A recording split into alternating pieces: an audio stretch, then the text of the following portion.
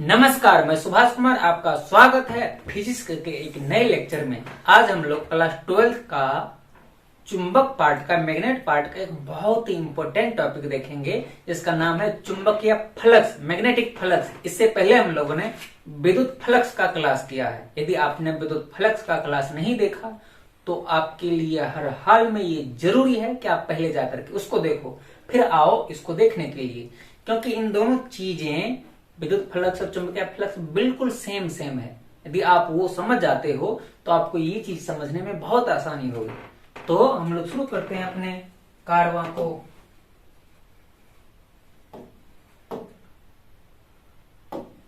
तो हमारे चुंबकीय फ्लक्स, ये फ्लक्स क्या है? चुंबकीय फ्लक्स नाम से मैग्नेटिक फ्लक्स, मैग्नेटिक फ्लक्स ये है क्या?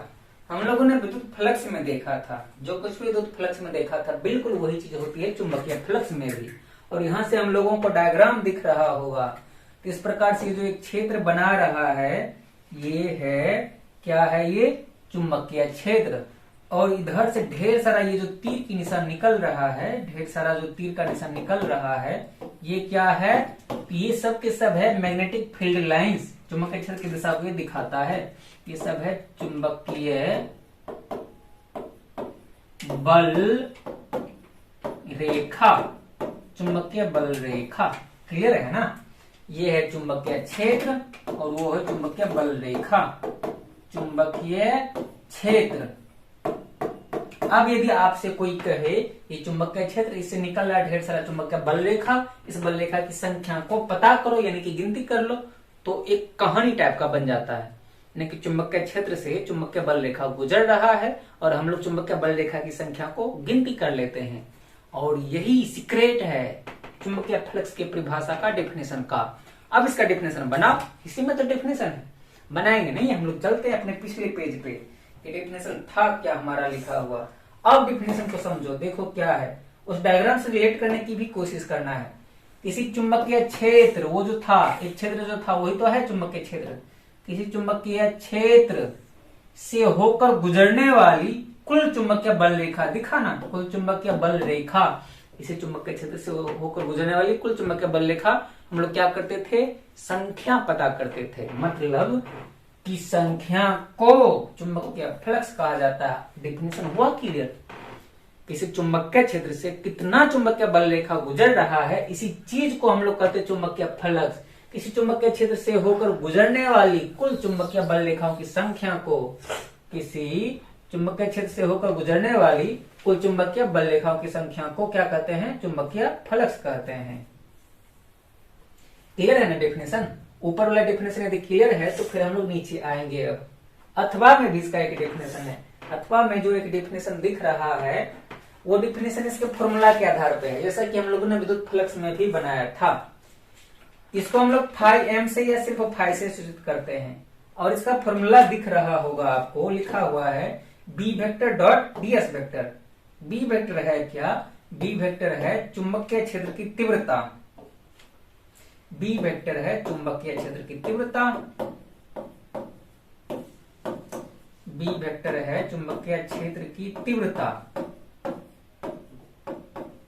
और ये डीएस वेक्टर क्या है? क्षेत्रफल सदिश। डीएस वेक्टर क्या है? क्षेत्रफल सदिश है। और बीच में एक डॉट लगा हुआ है, इसका मतलब होता है अदिश गुणनफल, डॉट प्रोडक्ट, जो कि हम लोगों ने 11th क्लास में पढ़ा हुआ है। अब इन चीजों को देख करके आप एक डेफिनेशन बना लो नया सा। तो क्या बनेगा डेफिनेशन नया सा? चुंबकीय क्षेत्र की तीव्रता और क्षेत्रफल सदिश के अदिश गुणनफल को विद्युत फ्लक्स कहा जाता है। बिल्कुल यही तो लिखा हुआ ऊपर में, देखो ना। अब चुंबकीय क्षेत्र की तीव्रता और अल्पांश क्षेत्रफल सदिश, अल्पांश का मतलब छोटा होता है, इसका मतलब बस छोटा होता है और कोई भारी बात नहीं है। चुंबकीय क्षेत्र की तीव्रता और अल्पांश क्षेत्रफल सदिश के अदिश गुणनफल को चुंबकीय फ्लक्स कहा जाता है। ये तो लिखा हुआ है, यहाँ से हम लोगों को दिख रहा है चुंबकीय क्षेत्र की तीव्रता और अल्पांश क्षेत्रफल सदिश के अदिश गुणनफल को चुंबकीय फ्लक्स कहा जाता है। इसको आप या तो नोट कर लो या फिर स्क्रीनशॉट कर लो जल्दी से। बहुत ही आसान सा चीज था। बार बार मैं आपको रिकमेंडेड करना चाहूंगा कि इससे पहले आप जाकर के विद्युत फ्लक्स देखो, क्योंकि विद्युत फ्लक्स और ये बिल्कुल सेम स्टाइल का होता है। यदि आपको वो समझ में आ गया तो ये भी आप आसानी से समझ जाओगे। और नीचे ऊपर का भी स्क्रीनशॉट कर लेना, नीचे ऊपर सबका स्क्रीनशॉट आपको जल्दी से कर लेना है। अगले पेज में चलते हैं हम लोग चलते हैं अपने अगले पेज की तरफ। हमारा अगला पेज क्या है ये तो हम लोगों ने देख लिया था। अब यही स्पेशल केस है जो कि हम लोगों ने विद्युत फ्लक्स के लिए भी देखा था, स्पेशल केस तो बिल्कुल उसी प्रकार का है। यहाँ पहला केस में है यदि थीटा बराबर 0 डिग्री हो जाए तो क्या होगा। हम लोगों ने फॉर्मूला देखा था, फाई नहीं बी है अब की बार, बी बराबर B vector dot DS vector था। यदि डॉट प्रोडक्ट लगाए तो इसको हम लोग लिख सकते हैं बी डीएस कॉस थीटा। अब यदि इस थीटा की जगह पर हम लोग ढेर सारा मान पुट करें तो अलग अलग चीजें आ सकती है।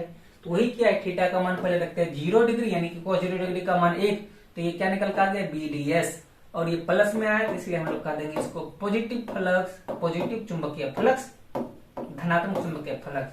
अब यदि थीटा का मान फिर से हम लोगों ने क्या रख दिया 180 डिग्री, और हम लोगों को पता है cos 180 डिग्री का मान होता है -1, तो अब की बार जो फ्लक्स आएगा वो आ जाएगा -BDS, यानी कि ये हो गया निगेटिव फ्लक्स।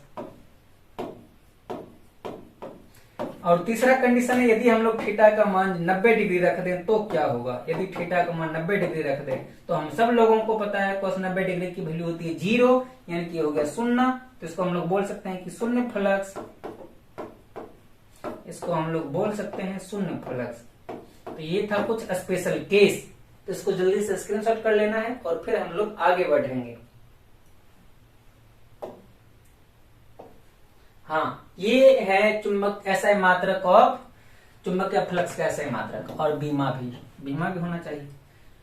तो चुंबकीय फ्लक्स का जो फॉर्मूला था पहले हम लोग फॉर्मूला देखेंगे, फाई बी बराबर बी नहीं एम होना चाहिए ना, मैग्नेट, हाँ एम से मैग्नेट,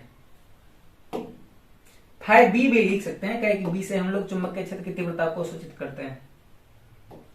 फाई एम बराबर फॉर्मूला था B vector dot DS vector, यानी कि यहां से हम लोग SI मात्रक निकालेंगे, बी यानी कि चुंबकीय क्षेत्र की तीव्रता का SI मात्रक। ये चीज हम लोगों ने चुंबकीय क्षेत्र वाला चैप्टर में देख लिया था, चुंबकीय क्षेत्र वाला वीडियो में।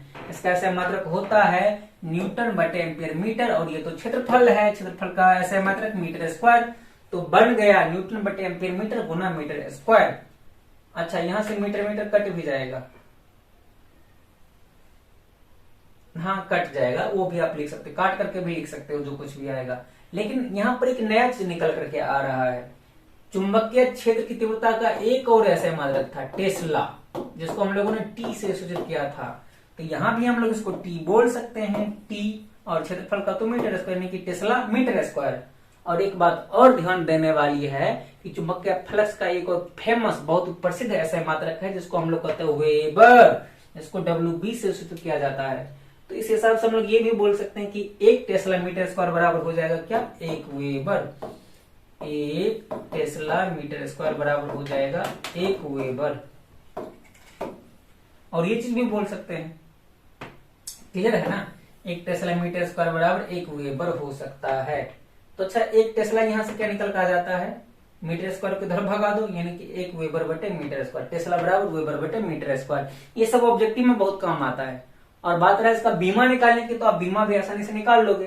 पहले चुंबकीय क्षेत्र की तीव्रता का बीमा निकाल लोगे, कैसे, तो यहां से दिख रहा है न्यूटन, यानी कि बल का ऐसा है बीमा MLT-2, ये एम्पियर हम लिख देते हैं कि छोटा सा हिंट्स के लिए, बल का MLT-2, नीचे में है एम्पियर, एम्पियर मतलब विद्युत धारा का A, और नीचे में मीटर, मीटर का L, गुना में है क्या मीटर स्क्वायर, यानी कि L का पावर 2, तो ये एक L तो चला जाएगा, तो बाकी क्या बच रहा है M, 2 L हो गया, L2T-2, और A एक ही है तो A ऊपर जाएगा -1। ये जो कुछ भी निकल करके आया यही है इसका चुंबकीय फ्लक्स का बीमा। तो इतना आप लोगों को स्क्रीनशॉट कर लेना है।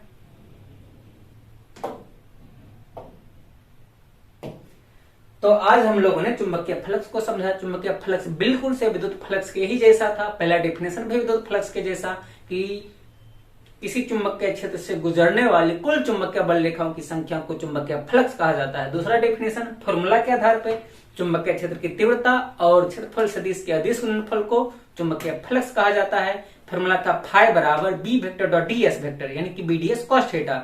और उस कॉस थीटा की जगह पर हम लोगों ने एक बार रखा था थीटा बराबर 0 डिग्री, थीटा बराबर 90 डिग्री और थीटा बराबर 180 डिग्री। सबका मान रख करके हम लोगों ने सॉल्व किया था, तो जिसमें आया था पॉजिटिव फ्लक्स, नेगेटिव फ्लक्स, शून्य फ्लक्स। उसके बाद इसका ऐसा ही मात्रक, तो इसका ऐसा ही मात्रक न्यूटन बटे एम्पीयर मीटर गुना मीटर स्क्वायर हम लोग लिख सकते हैं, या फिर टेस्ला गुना मीटर स्क्वायर, या फिर वेबर। तो इस प्रकार से हमारी आज की ये पूरी की पूरी कहानी खत्म हुई। उम्मीद करते हैं आपको ये अच्छे से समझ में आया होगा। मिलते अगले वीडियो में, तब तक के लिए धन्यवाद।